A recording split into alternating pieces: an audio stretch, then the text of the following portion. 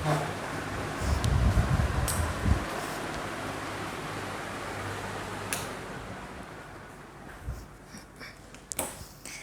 जी, अभी हम बात करेंगे सेक्शन 194C। ये है टीडीएस। जब किसी भी कॉन्ट्रैक्टर को पेमेंट की जाती है तो टीडीएस काटा जाता है। तो इसमें हम पढ़ेंगे कि टीडीएस कौन काट सकता है एक कॉन्ट्रैक्टर का, कब काट सकता है और कितनी अमाउंट पे कटेगा, क्या रेट रहेंगी, इसमें हम पूरा ये डिस्कस करेंगे। जब भी किसी भी कॉन्ट्रैक्टर को कॉन्ट्रैक्ट दिया जाता है, जैसे वर्क कॉन्ट्रैक्ट, जॉब वर्क भी होती हैं, तो उसमें जो पर्सन पेमेंट करता है उस कॉन्ट्रैक्टर को, तो वो टीडीएस काटता है।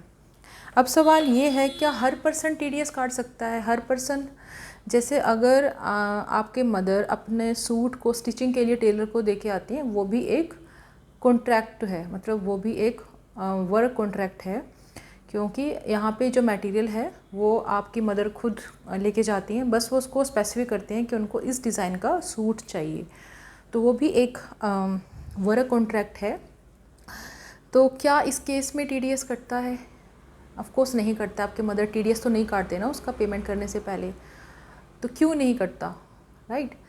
तो यही पढ़ेंगे हम कि टीडीएस कौन काट रहा है और किस अमाउंट पे, किस पर्पस के लिए। तो पहले हम बात करेंगे कि टीडीएस कौन काटेगा। जो टीडीएस काटता है उसको बोलते हैं डिडक्टर।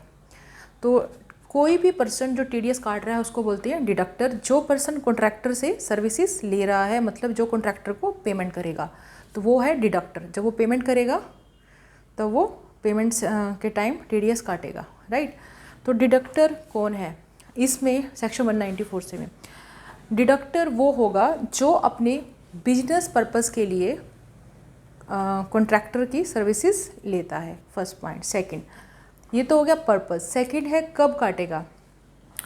कोई भी डिडक्टर टीडीएस तभी काटेगा अगर प्रीसीडिंग प्रीवियस ईयर में, अगर वो बिजनेसमैन है, उसकी सेल, उसकी टर्नओवर 1 करोड़ से ज़्यादा है, और अगर वो किसी प्रोफेशन में है तो उसने जो सर्विसेज दी हैं उसको ग्रोस रिसिप्ट 50 लाख से ज़्यादा मिली हो प्रीसीडिंग प्रीवियस ईयर में। अब जैसे मान लो अगर अपना प्रीवियस ईयर 21-22 है, राइट?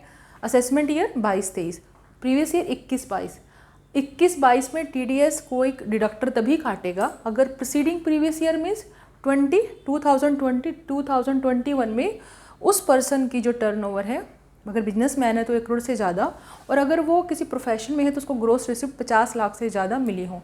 सपोज कीजिए उस पर्सन को एग्जैक्ट 1 करोड़ का उसका सेल हुआ है, टर्नओवर, अगर 1 करोड़ हुआ है तो वो टीडीएस नहीं काटेगा।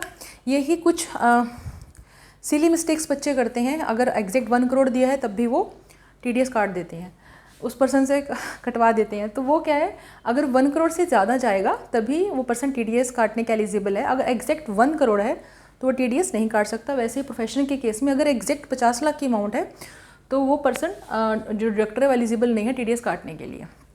First of all preceding previous year में देखेंगे कि उसका टर्नओवर या ग्रॉस रिसिप्ट क्या हुआ। सेकंड, उसने वो सर्विसेज कॉन्ट्रैक्टर से अपने बिजनेस पर्पस के लिए ली हो, पर्सनल पर्पस के लिए ना ली हो। तीसरा, वो कोई पर्सन हो सकता है जो टीडीएस काट रहा है। फिर होता है टीडीएस किसका कटेगा। टीडीएस उसका कटेगा जो रेजिडेंट इंडिया में है, जो कॉन्ट्रैक्टर है, जो सर्विसेज दे रहा है। सबसे इंपॉर्टेंट पॉइंट ये है कि वो सिर्फ रेजिडेंट होना चाहिए। नॉन रेजिडेंट का टीडीएस सेक्शन 194C में नहीं कटेगा। सिर्फ जो कॉन्ट्रैक्टर रेजिडेंट हैं उनका टीडीएस सेक्शन 194C में कटेंगे, जो नॉन रेजिडेंट हैं उनका टीडीएस सेक्शन 194C में नहीं कटेगा। अब है कितनी अमाउंट पे कटेगा। जब आपने कोई बिजनेसमैन जो किसी कॉन्ट्रैक्टर से सर्विसेज ले रहा है, राइट, उसको कोई वर्क कॉन्ट्रैक्ट दिया है, ठीक है, अगर वो पर इनवॉइस अगर 30,000 से ज़्यादा पेमेंट करेगा तभी वो टीडीएस काटेगा। अगर एग्जैक्ट 30,000 रुपये पर इनवॉइस है, ठीक है, तो टीडीएस नहीं कटेगा। 30,000 से अगर ऊपर अमाउंट है तो टीडीएस कटेगा, ठीक है। अगर 30,000 नहीं है, मान लो हम उसे क्या करते हैं, एक साथ हमने उसको 30,000 का एक इनवॉइस नहीं काटा। हमने क्या किया, इस मंथ हमने उससे 20,000 की सर्विसेज ले ली तो टीडीएस नहीं कटेगा। नेक्स्ट मंथ 25,000 की ले ली तब भी टीडीएस नहीं कटेगा। अगले मंथ 28,000 की ले ली तब भी टीडीएस नहीं कटेगा। फिर 15,000 की ले ली। इस तरीके से साल भर में ड्यूरिंग द प्रीवियस ईयर 21-22 मतलब किसी प्रीवियस ईयर में अगर 1 लाख से ज़्यादा आपने उस पर्सन को पेमेंट कर दी है, चाहे पर इनवॉइस 30,000 ना हुआ हो, पर इनवॉइस 30,000 से कम है, बट ड्यूरिंग द एक प्रीवियस ईयर में उसका पूरा पेमेंट 1 लाख से ज़्यादा है, तब उसका TDS कटेगा, राइट। अब कैसे कटेगा मैं बताती हूँ कैसे कटेगा। यहाँ देखिए, ठीक है। इस केस में मान लीजिए कि जो 30,000 से ऊपर इनवॉइस है, फिर तो कोई इशू नहीं, फिर तो TDS कटेगा, इसमें तो कोई डाउट नहीं है।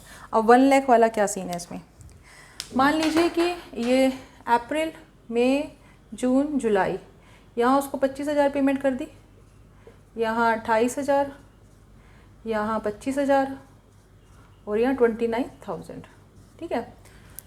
फिर अगस्त में फिर 25,000, ठीक है। कितना हुआ ये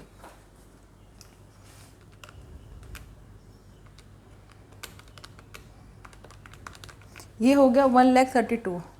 1,32,000 भी क्या, जब ये यहाँ पे आया तो 1 लाख से ऊपर हो गया, ये 107 हो गया, 1 लाख से क्रॉस हो गया इसी में, जुलाई में, ग्रेटर देन 1 लाख यहीं पे हो गया। जैसे वो जुलाई का उसका ये आएगा 29,000, जैसे इसमें ऐड हुआ ये 1 लाख से ऊपर आ गया, 1,07,000। जैसे ही 1,07,000 हुआ वैसे ही इस पूरी अमाउंट पे TDS कटेगा, इस पूरी अमाउंट पे TDS कटेगा, राइट। किस पे कटेगा, 29,000 पे कटेगा नहीं, जितना अभी तक आपने उसको पूरा पेमेंट किया है, पूरी पेमेंट को अप्रैल में आपने इतना किया, कोई TDS नहीं कटा, मई में इतना पेमेंट किया तब भी TDS नहीं कटा, फिर जून में फिर इतना पेमेंट किया, TDS नहीं कटा, लेकिन टोटल इसका 1 लाख से नीचे जा रहा है। जैसे आपने 29,000 पे किया, अमाउंट जो है 1 लाख से ऊपर चली गई, 1,07,000 होगी, तो पूरे 1,07,000 पे TDS कटेगा। तो ये है इसका अमाउंट का जो रिस्ट्रिक्शन है। फिर है TDS का रेट क्या है। TDS का रेट ये है कि अगर आपका जो कॉन्ट्रैक्टर है, जो जिससे आप सर्विसेज ले रहे हैं, वो देखा जाएगा वो इंडिविजुअल है या HUF है, ठीक है। अगर वो इंडिविजुअल HUF है तो ऐसे करिए आप TDS उस पर सिर्फ 1% काटिए, ठीक है। जैसे मान लो ये 1,07,000 हुआ, ये इंडिविजुअल था, आप इस पर 1% के हिसाब से 1070 रुपये का TDS काटोगे, ठीक है। अगर ये इंडिविजुअल HUF नहीं है, कोई कंपनी है, कोई फर्म है, कोई LLP है, तो 2% के हिसाब से काटो, तो 2140 का TDS कटेगा इस अमाउंट पे। तो ये है rate of TDS। Rate of TDS अगर कॉन्ट्रैक्टर इंडिविजुअल है, HUF है, तब 1%, अगर वो इंडिविजुअल HUF नहीं है तब 2%। फिर है कि TDS जो कटेगा वो किस टाइम कटेगा, TDS कब काटेगा फिर, मतलब जैसे मान लो जो कॉन्ट्रैक्टर है, आपने उससे कॉन्ट्रैक्ट कर लिया, एग्रीमेंट किया, उस टाइम TDS कटेगा, या जब वो आपको सर्विसेज दे चुका है उस टाइम TDS कटेगा, या जब आप उसको पेमेंट करोगे किस टाइम TDS कटेगा। TDS कब काटोगे आपका, कि जब आप पे लायबिलिटी आ जाएगी TDS काटने की। जब आपने सपोज़ कीजिए 1,07,000, सपोज़ कीजिए 1 लाख पर इनवॉइस, सपोज़ कीजिए 40,000 है पर इनवॉइस 40,000 है, आपने इनवॉइस काटा, जब भी आपने ये अमाउंट काटा उसके अकाउंट में ये जो क्रेडिट कर दिया उसके अमाउंट में, ठीक है, क्रेडिट की अमाउंट या उसको पेमेंट की, ठीक है। जैसे अगर आप उसको इनवॉइस पहले कट गया तभी आपको काटना पड़ेगा TDS, लेकिन आपने इनवॉइस नहीं काटे, उसको एडवांस पेमेंट कर दिया, ठीक है, इनवॉइस नहीं काटा, उसको एडवांस पेमेंट हुई है, एडवांस पेमेंट के टाइम में भी जो भी दोनों में से आप करोगे, या तो अकाउंट में क्रेडिट कर रहे हैं उसको पेमेंट, जो भी पहले आप जो भी दोनों में से पहले होगा तभी TDS का टाइम होगा, आपको TDS काटना होगा, ठीक है। तो ये है पूरा सेक्शन 194C में एक TDS का पूरा, कौन काटेगा, कब काटेगा, कितनी अमाउंट पे कटेगा, किस पर्पज़ के लिए कटेगा, ठीक है। फिर आता है कि कॉन्ट्रैक्टर के बारे में अगर हम बात करें तो कॉन्ट्रैक्टर एक होता है work contractor, work for contract एक होता है। अगर मैं कॉन्ट्रैक्ट की बात करूं, इसकी बहुत वाइड डेफिनेशन है। अगर हम कॉन्ट्रैक्ट की बात करें तो हर तरीके का कॉन्ट्रैक्ट में ही आता है, ठीक है। तो इसमें आपका जितने भी आपका किसी बिल्डिंग का इंस्टॉलेशन, रिपेयर, सब कुछ आता है। एक होता है कॉन्ट्रैक्ट फॉर वर्क, एक होता है जो वर्क, एक होता है कॉन्ट्रैक्ट फॉर सेल। अब मैं आपको इसका डिफरेंस बताती हूँ। सबसे पहले बता दूँ कि TDS किस किस पे लगेगा। कॉन्ट्रैक्ट फॉर वर्क पे हमेशा TDS लगेगा, जॉब वर्क पे हमेशा TDS लगेगा, कॉन्ट्रैक्ट फॉर सेल पे कभी भी TDS नहीं लगेगा। अब फ़र्क देखते हैं क्या है। जैसे आपने कहीं से कुछ बनवाना है, ठीक है, आप एक बहुत बड़ी, अगर मैं बोलूँ कंपनी है, ठीक है, आपने कुछ कपड़ा है, बहुत सारा कपड़ा दिया उनको स्टिचिंग के लिए, ठीक है, आपको क्या करना है, कपड़ा स्टिचिंग करा के, ठीक है, उसको सेल करना है। आपको सेल करना है, पर्सनल पर्पस तो नहीं है। पर्पस कौन सा हो गया, बिजनेस पर्पस के लिए, ठीक है, फर्स्ट ऑफ थिंग, ठीक है। दूसरा, जो कपड़ा है आप उसको बता रहे हो कॉन्ट्रैक्टर को कि स्पेसिफाई कर रहे हो कि इस डिज़ाइन का इस तरीके से, इतने डिज़ाइन से ऐसा कपड़ा बनना है, ऐसा करना है, मतलब डिज़ाइन वगैरह स्पेसिफाइड है। एज़ पर द कपड़े को डिज़ाइन कैसे कर लिया, as per the specification of, as per the specification of customer client, ठीक है।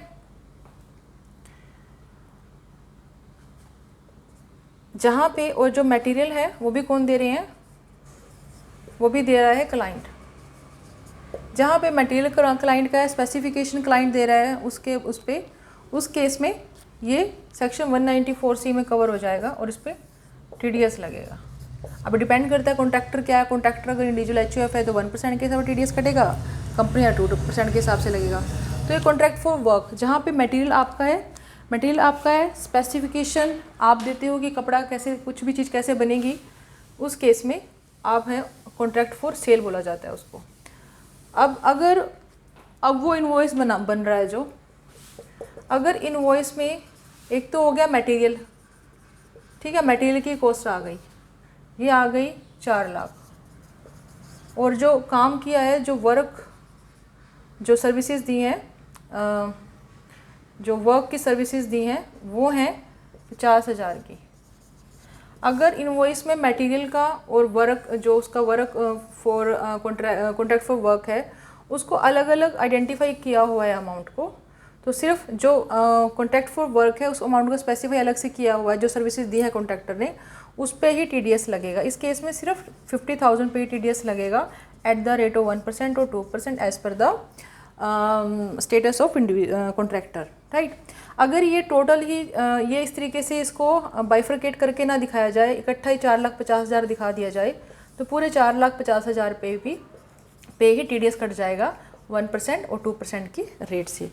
फिर होता है जॉब वर्क। क्या होता है, एक होता है कि जब पूरा वर्क एक ही पर्सन ने कंप्लीट कर दिया, तो ये हो गया आपका work for contract for work. Job work पे भी TDS लगता है। जैसे मान लो आप कंपनी मैन्युफैक्चरिंग कर रही है, बहुत सारी प्रोसेस होके जा रही हैं, एक होता है फाइबर, एक होता है यार्न, एक होता है फैब्रिक, ठीक है, फिर होता है उसको डाइंग करना, कपड़े को डाइंग करना, ठीक है, उस पर प्रिंटिंग करना, फिर होता है उसकी फिनिशिंग करना।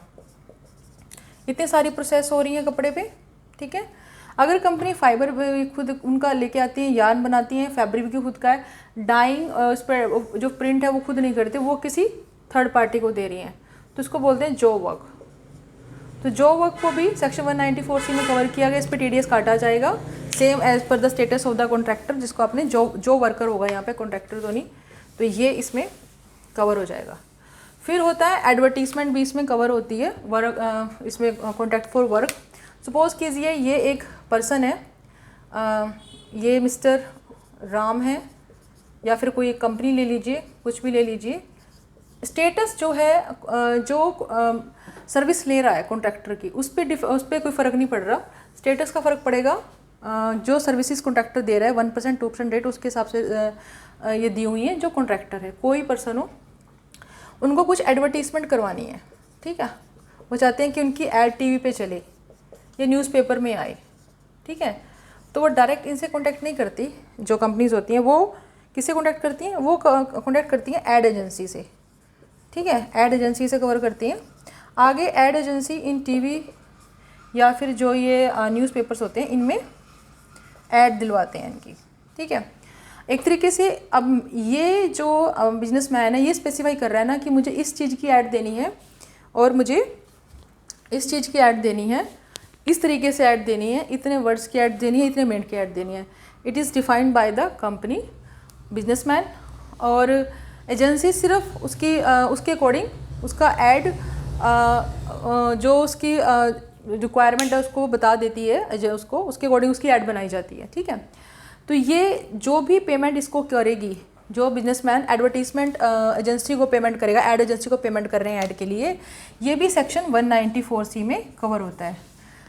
ठीक है, इसी तरीके से एड एजेंसी इनसे भी, टीवी न्यूज़पेपर से भी कुछ कमीशंस लेती हैं, लेकिन जो इन दोनों के बीच बिजनेसमैन और एड एजेंसी के बीच में जो कॉन्ट्रैक्ट है ये सेक्शन 194C में कवर है, लेकिन एड एजेंसी और टीवी जो न्यूज़पेपर इनके बीच में जो कॉन्ट्रैक्ट है ये सेक्शन 194C में कवर नहीं है, क्योंकि इसको बोला गया है कि प्रिंसिपल टू प्रिंसिपल का रिलेशन है, तो ये सेक्शन 194C में कवर नहीं है। ठीक है, तो ये है आपका कॉन्ट्रैक्ट। अब होता है कॉन्ट्रैक्ट फॉर सेल। क्या होता है कॉन्ट्रैक्ट फॉर सेल? ये है कि आपको कोई बिल्डिंग बनवानी है बिजनेस पर्पज़ के लिए। ठीक है, बिल्डिंग बनवानी है, बिल्डिंग के लिए दो होते हैं। अगर आप मटेरियल, सीमेंट, जो भी टाइल्स चाहिए होती हैं, एवरीथिंग सब आप प्रोवाइड कर रहे हैं, लैंड आप प्रोवाइड कर रहे हैं, इट मीन्स ये कॉन्ट्रैक्ट फॉर वर्क है। आपने बस ठेकेदार को बुलाया, उसको बोला कि हमें ये बिल्डिंग बना के दो, नक्शा हमारा, मटेरियल हमारा, एवरीथिंग हमारी है, आपको बनाते कॉन्ट्रैक्ट फॉर वर्क है। लेकिन जब आप बनी बनाई कोई बिल्डिंग लेते हैं, कोई चीज़ें बनवाओ कि हमें इसमें चाहिए, तो वो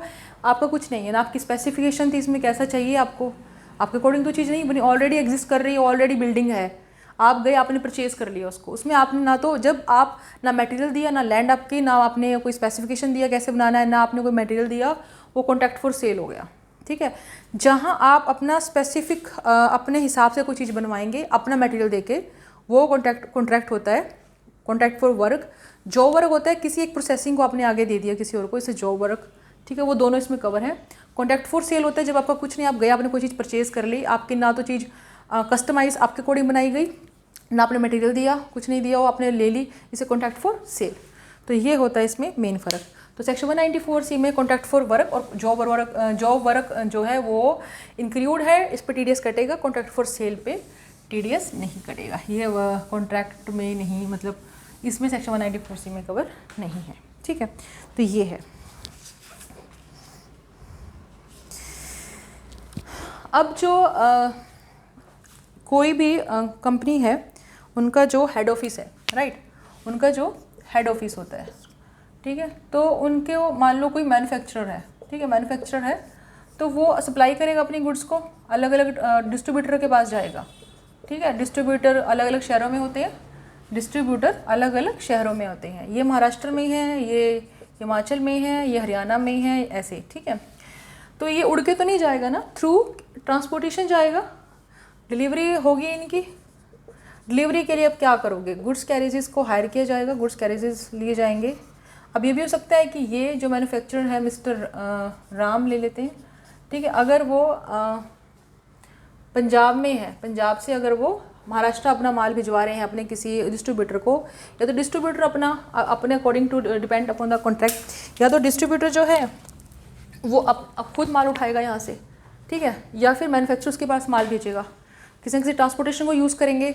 तो ये माना गया कि वो भी कॉन्ट्रैक्टर की डेफिनेशन में आता है, गुड्स कैरेजेस कॉन्ट्रैक्टर की डेफिनेशन में सेक्शन 194 से ये उन पर लगता है।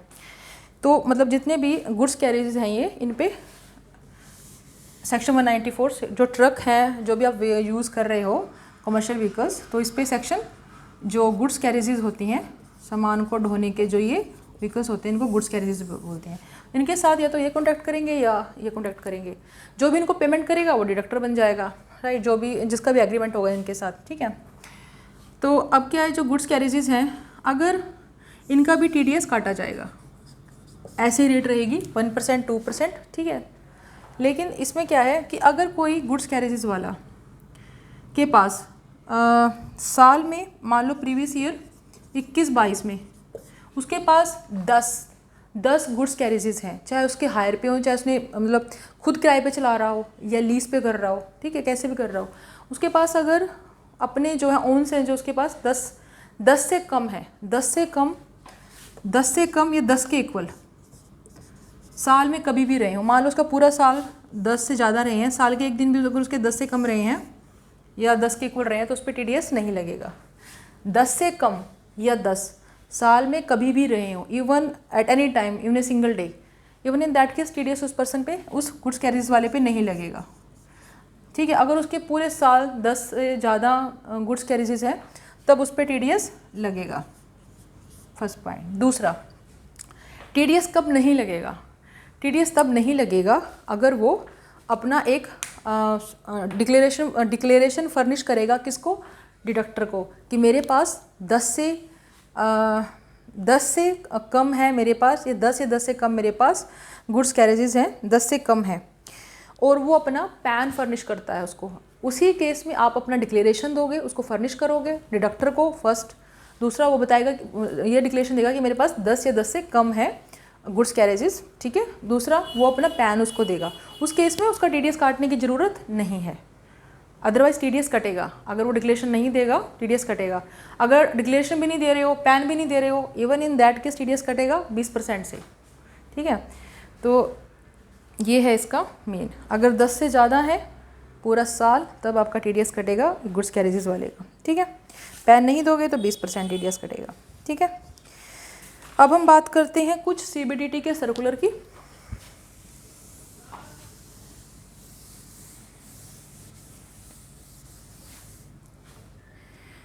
तो पहला सर्कुलर ये है कि अगर CBDT का सर्कुलर पढ़ते हैं,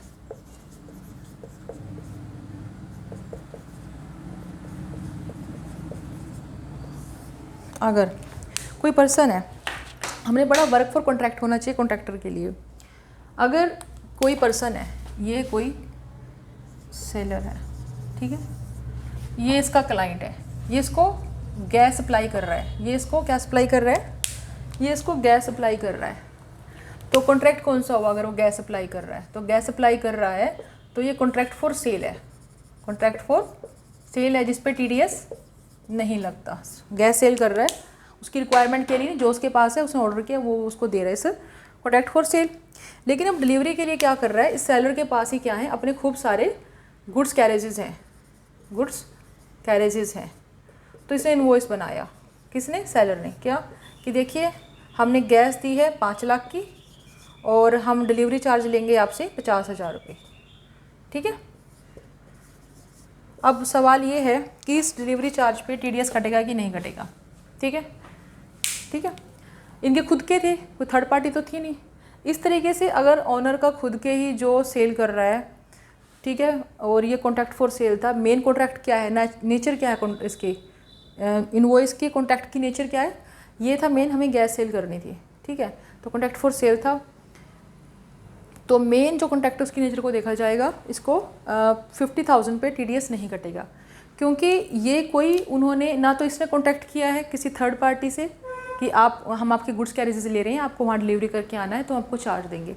तो ये तो बस डिलीवरी करने के लिए, ये मेन जो कॉन्ट्रैक्ट है वो सेल के लिए है, वो डिलीवरी का मेन इसमें कॉन्ट्रैक्ट कोई कॉन्ट्रैक्ट नहीं था। तो इसमें किसी भी अमाउंट पे TDS नहीं कटेगा, ठीक है। थर्ड पार्टी से अगर कॉन्ट्रैक्ट कर लेते चाहे ये तब ऑब्वियस है TDS कटता। अगर ओनर जो सेलर है उसके खुद के व्हीकल्स हैं, खुद के गुड्स कैरेजेस हैं, अगर वो उनको दे रहा है, TDS कौन काटेगा TDS? ये खुद का काटेगा TDS क्या? भी मेरे गुड्स कैरेजेस हैं, मैं ही बुक कर रहा हूँ, मैं ही दे रहा हूँ, नहीं कर सकता ना। तो इस तरीके से इसका TDS नहीं कटेगा, ठीक है। तो इस अमाउंट पे TDS नहीं कटेगा, ये CBDT का सर्कुलर है, इस पे TDS नहीं कटेगा, ठीक है। दूसरा होता है कि जो टेलीकास्टर और ब्रॉडकास्टर होते हैं, ये कुछ स्पेसिफिक कंटेंट्स को प्रोड्यूस करवाते हैं, मतलब अपने हिसाब से बनवाते हैं, ठीक है।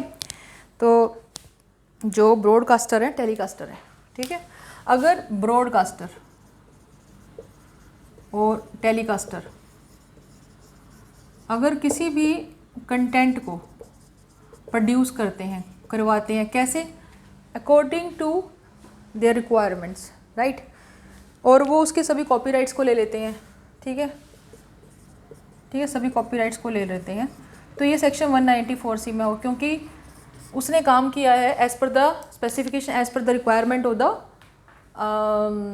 सर्विस रिसीवर, ठीक है। तो इसमें जो भी कंटेंट प्रोड्यूस किया गया है तो इस पर TDS कटेगा। जिसने प्रोड्यूस करके दिया वो कॉन्ट्रैक्टर है, उस पर TDS कटेगा, चाहे कॉपीराइट सब इसने ले लिए हैं। जो आपका ब्रॉडकास्ट टेलीकास्टर है इसने कॉपीराइट ले लिए कंटेंट के, और प्रोग्राम उसको ट्रांसफ़र हो चुका है, ठीक है। इवन ट्रांसफ़र मतलब सेल हो गया, आपने कंटेंट बनाया, ब्रॉडकास्टर टेलीकास्टर के अकॉर्डिंग बनाया, उसको बेच दिया, ठीक है। ये आपका कॉन्ट्रैक्ट फॉर सेल नहीं है, कॉन्ट्रैक्ट फॉर वर्क है। और इसमें इस जो भी पेमेंट इसको करेंगे, कॉन्ट्रैक्ट प्रोड्यूस करने के लिए जिसको पेमेंट की गई है, सेक्शन 194C लग जाएगा और TDS काटा जाएगा। अगर ऑलरेडी कंटेंट प्रोड्यूस किया हुआ है, already not as per the requirement of broadcaster telecaster की रिक्वायरमेंट के अकॉर्डिंग कोई भी प्रोग्राम या कंटेंट प्रोड्यूस नहीं किया गया, वो ऑलरेडी एग्जिस्ट कर रहा है, वो बाद में उसका कोई कॉपीराइट ले लेते हैं ये ब्रॉडकास्ट टेलीकास्टर, तो ये उसका कोई राइट ले लिया उन्होंने, ट्रांसफ़र राइट, तो ये TDS नहीं कटेगा क्योंकि वर्क फॉर कॉन्ट्रैक्ट नहीं है, कॉन्ट्रैक्ट फॉर सेल बन जाएगा क्योंकि वो ऑलरेडी एग्जिस्ट कर रहा है, वो not as per the requirement of the telecast broadcaster. तो मेन ये है सेक्शन 194C में। Thank you. बताना कमेंट करके कैसे लगा आपको, और कोई डाउट है तो आप पूछ सकते हैं। Thank you.